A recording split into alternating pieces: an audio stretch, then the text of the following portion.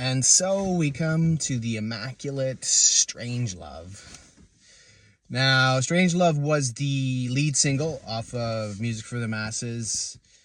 The single version was later remixed by Daniel Miller, the great Depeche Mode producer, and Mute Records' Svengali. They remixed it for the record because it was seen as not fitting the dark vibe of the rest of the record. Strangelove also introduced the moody black and white vision of artistic genius and photographer extraordinaire Anton Corbijn, which came to define them visually and lent them also an artistic gravitas that had not existed until that point.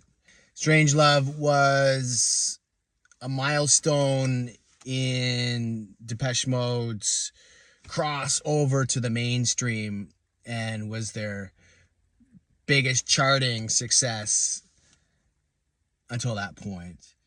This track also typifies Martin Gore's lyrical style in being slightly pervy, themes of S&M and sexual double entendres that kind of fly under the radar, kinda. One of the things I love about Strangelove as a track is the keyboard riff. That style of using a classical kind of motif, a classical sounding riff in a pop song was something that Depeche Mode was very good at. And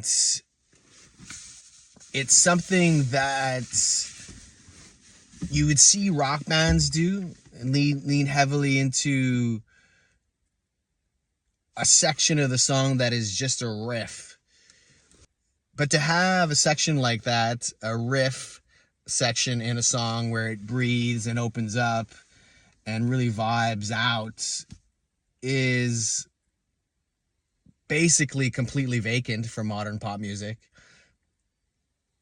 where it's just vocal after vocal after vocal. As a person who grew up playing classical piano from a young age, I was exposed to harmonically rich music, and so Depeche Mode's use of layering of melodies and counter melodies was something that I was drawn to. It was something that I recognized as being musically sophisticated, and it was something that I always wanted to and still try to replicate.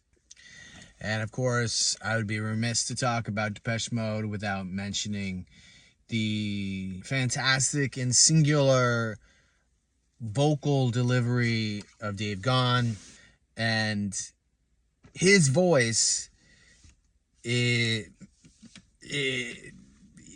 can't say enough about him as a, not just a front man. I've seen them live and he is the man. Still, he, as a front man, it's not something that everybody can have. But his delivery and the timbre of his voice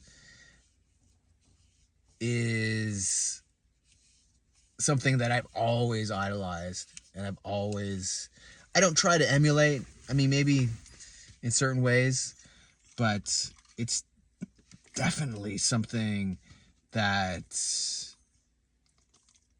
lives in my subconscious and is part of the arsenal of the giant well of people that I draw upon to find inspiration. And so we continue with my series on the music that changed my life with Music for the Masses and the ever potent Strangelove.